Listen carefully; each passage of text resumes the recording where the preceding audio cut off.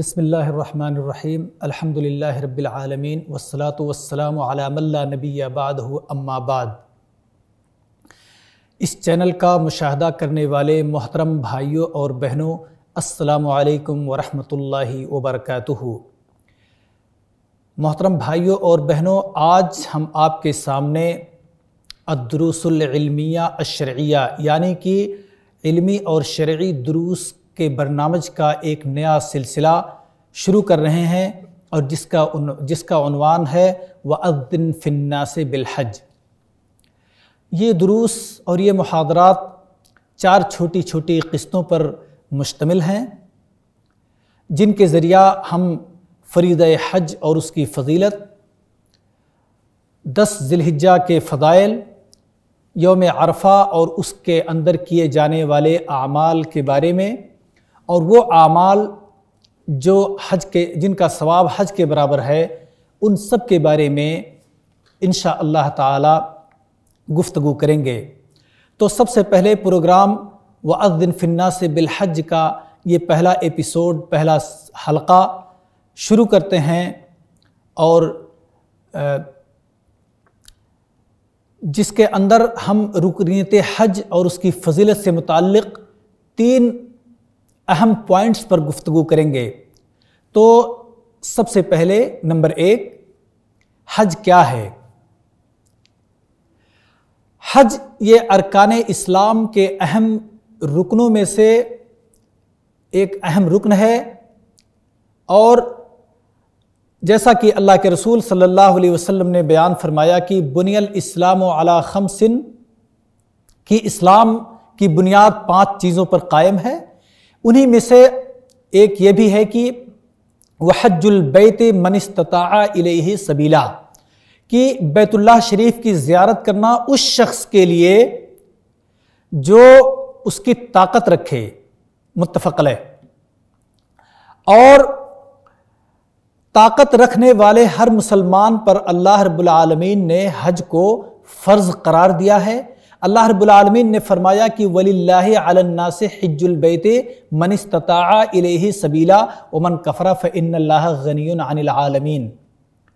کہ لوگوں پر اللہ تعالیٰ کے لیے بیت اللہ شریف کی زیارت فرض ہے، اس شخص کے لیے جو اس کی طاقت رکھے، اور جو کوئی کفر کرے گا تو اللہ رب العالمین سارے جہان سے بے نیاز ہے۔ جب سے ابراہیم علیہ السلام نے بیت اللہ شریف کے ستونوں اور دیواروں کو بلند کیا،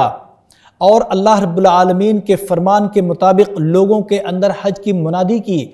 تب سے لے کر کے آج تک لوگ برابر حج کرتے چلے آ رہے ہیں، اور حج کا یہ سلسلہ اس وقت تک منقطع نہیں ہوگا جب تک اس روئے زمین پر ایک بھی مومن رہے گا۔ اللہ کے رسول صلی اللہ علیہ وسلم کی حدیث ہے لَيُحَجَّنَّ هَذَا الْبَيْتُ وَلَيُعْتَمَرَنَّ بَعْدَ خُرُوجِ یاجوج وماجوج، صحیح الجامع، کہ خروج یاجوج اور ماجوج کے خروج کے بعد بھی البتہ ضرور ضرور اس گھر کی زیارت کی جائے گی اور عمرہ کیا جائے گا۔ تو جب اللہ رب العالمین مومنوں کی روحوں کو قبض کر لے گا، اور اس زمین پر سوائے ان بدترین لوگوں کے کوئی باقی نہیں بچے گا جن کی زندگی میں ان پر قیامت آ جائے گی، تو بیت اللہ شریف کی طرف حاجیوں کے آنے کا یہ سلسلہ اسی وقت منقطع ہو جائے گا۔ اس لیے جو بھی آدمی حج کی طاقت رکھتا ہو اور حج کا ارادہ رکھتا ہو، اس کو چاہیے کہ وہ جلد بازی سے کام لے اور جلدی کرے، کیونکہ اس کو پتہ نہیں کہ ہو سکتا ہے کوئی ایسا دن آ جائے کہ جب وہ حج کرنے سے قاصر رہ جائے اور حج کی طاقت اسے نہ رہ سکے۔ جیسا کہ حدیث کے اندر اللہ کے رسول صلی اللہ علیہ وسلم نے فرمایا کہ من اراد الحج فلیتعجل فإنه قد يمرض المریض وتضل الضالہ وتعرض الحاجہ، صحیح الجامع، کہ جو شخص حج کا ارادہ کرے اس کو چاہیے کہ وہ جلدی کرے، کیونکہ ایسا ہو سکتا ہے کہ بیمار کو بیماری لاحق ہو جائے، اور ایک مسلمان کو حج کرنے کے جو مؤہلات، جو اس کو کوالیفائی اور جو حج کے لائق اور قابل بنانے والے جو اسباب ہیں وہ کہیں زائل نہ ہو جائیں، اور اسی طرح سے کوئی فقر و فاقہ اور محتاجگی نہ آ جائے جس کی وجہ سے حج کرنے سے وہ قاصر رہ جائے۔ نمبر 2، میرے بھائیوں اور بہنوں، حج کی رکنیت اور اس کی فضیلت، حج کی رکنیت سے متعلق گفتگو کرنے کے بعد مناسب ہے کہ حج کے فضائل پر بھی تھوڑی سی روشنی ڈال لی جائے انشاءاللہ تعالی۔ تو عرض یہ ہے کہ حج کے فضائل بہت زیادہ اور بہت مختلف ہیں، ان میں سے چند کا تذکرہ یا چند کا میں بیان آپ کے سامنے کر رہا ہوں، اور وہ چند یہ ہیں۔ نمبر 1، حج سب سے افضل عبادات اور اعمال میں سے ایک ہے، اور اللہ رب العالمین سے قریب کرنے والے عملوں میں سے ایک بہت اہم عمل ہے۔ ابو ہریرہ رضی اللہ تعالی عنہ سے روایت ہے کہ اللہ کے رسول صلی اللہ علیہ وسلم سے سوال کیا گیا کہ اے اللہ کے رسول صلی اللہ علیہ وسلم، سب سے افضل عمل کون سا ہے؟ تو اللہ کے رسول صلی اللہ علیہ وسلم نے فرمایا کہ الایمان باللہ ورسولہ، اللہ اور اس کے رسول صلی اللہ علیہ وسلم پر ایمان لانا۔ پھر آپ صلی اللہ علیہ وسلم سے پوچھا گیا کہ اس کے بعد کون سا عمل سب سے بہتر ہے؟ آپ صلی اللہ علیہ وسلم نے جواب دیا کہ الجہاد فی سبیل اللہ، اللہ کے راستے میں جہاد کرنا۔ اس کے بعد پھر پوچھا گیا کہ پھر کون سا عمل سب سے بہتر ہے؟ تو آپ صلی اللہ علیہ وسلم نے فرمایا کہ الحج المبرور، یعنی کہ مقبول حج۔ اس کو بخاری، مسلم، نسائی اور ترمذی اور احمد نے روایت کیا ہے۔ نمبر 2، حج یہ جہاد فی سبیل اللہ کے برابر ہے، اور جو شخص حج کی طاقت نہ رکھے یا جو شخص حج کا مکلف نہ ہو، اس کے لیے حج یہ جہاد کا قائم مقام ہے۔ حضرت عائشہ رضی اللہ تعالیٰ عنہ سے مروی ہے کہ انہوں نے فرمایا اے اللہ کے رسول صلی اللہ علیہ وسلم، ہم جہاد کو سب سے بہترین عمل مانتے ہیں، تو کیا ہم جہاد نہ کریں؟ اللہ کے رسول صلی اللہ علیہ وسلم نے فرمایا نہیں، بلکہ سب سے بہتر جہاد حج ہے، حج مبرور ہے۔ اس کو بخاری رحمۃ اللہ علیہ نے روایت کیا۔ اور ایک روایت میں ہے کہ حضرت عائشہ رضی اللہ تعالی عنہا نے فرمایا کہ اے اللہ کے رسول صلی اللہ علیہ وسلم، کیا ہم آپ کے ساتھ غزوہ اور جہاد نہ کیا کریں؟ اللہ کے رسول صلی اللہ علیہ وسلم نے فرمایا نہیں، بلکہ سب سے بہتر اور سب سے خوبصورت جہاد حج ہے، یعنی کہ حج مبرور۔ حضرت عائشہ رضی اللہ تعالی عنہ بیان فرماتی ہیں کہ جب سے میں نے اللہ کے رسول صلی اللہ علیہ وسلم کو یہ فرماتے ہوئے سنا، تب سے میں نے حج کو کبھی نہیں چھوڑا۔ نمبر 3، حج مبرور کا بدلہ صرف اور صرف جنت ہے۔ حضرت ابو ہریرہ رضی اللہ تعالی عنہ سے مروی ہے، اللہ کے رسول صلی اللہ علیہ وسلم نے بیان فرمایا کہ العمرۃ الی العمرۃ کفارۃ لما بینہما والحج المبرور لیس لہ جزاء الا الجنہ، کہ ایک عمرہ دوسرے عمرہ تک کے درمیان میں واقع اور صادر یا مرتکب ہونے والے گناہوں کے لیے کفارہ ہے، اور حج مبرور کا کوئی بدلہ نہیں سوائے جنت کے۔ یہ حدیث متفق علیہ ہے۔ نمبر 4، حج یہ غفران ذنوب کے اسباب میں سے بہت بڑا سبب ہے۔ حضرت ابو ہریرہ رضی اللہ تعالی عنہ ہی سے مروی ہے،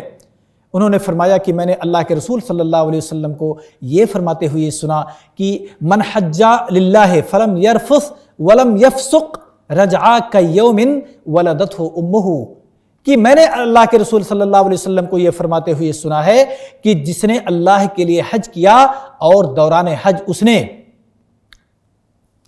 فسق و فجور اور شہوانی باتوں سے اجتناب کیا، تو وہ اس دن کی طرح سے لوٹ آتا ہے جس دن اس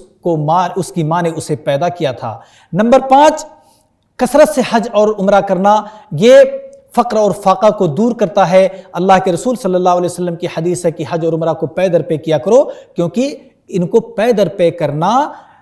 اس طرح سے فقر اور فاقہ اور محتاجگی کو مٹا دیتا ہے جس طرح سے دھکنی لوہے کی خباثت اور گندگی کو مٹا دیتی ہے۔ نمبر 6، حاجی یہ اللہ تعالیٰ کا مہمان ہوتا ہے۔ تو عمر رضی اللہ تعالیٰ عنہ بیان فرماتے ہیں کہ اللہ کے راستے میں جہاد کرنے والا اور حج کرنے والا اور عمرہ کرنے والا یہ اللہ تعالیٰ کے مہمان ہیں، تو جو شخص اللہ کا مہمان بن کر کے آئے گا، اللہ رب العالمین اس کو عزت بخشے گا اور اس کی دعاؤں کو سنے گا۔ تو ان لوگوں نے اللہ کی پکار کو اللہ تعالیٰ کی پکار کو سن کر کے لبیک کہا، تو اللہ رب العالمین نے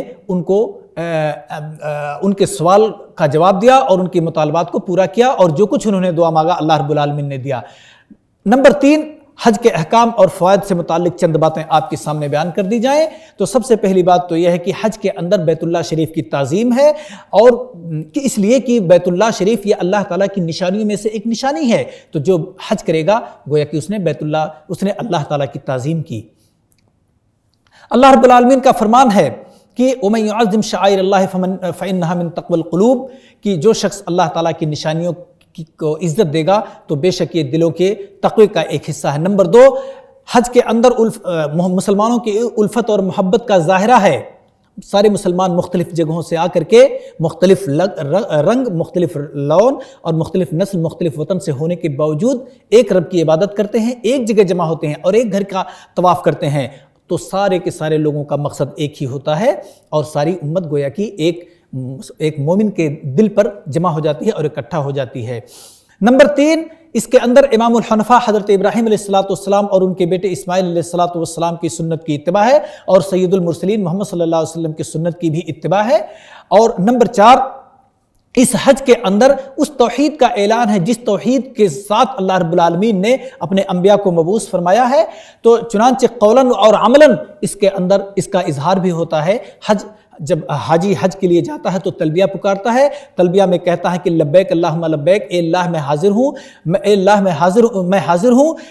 حاضر ہوں، تیرا کوئی شریک اور ساجی نہیں، بے شک ساری نعمتیں اور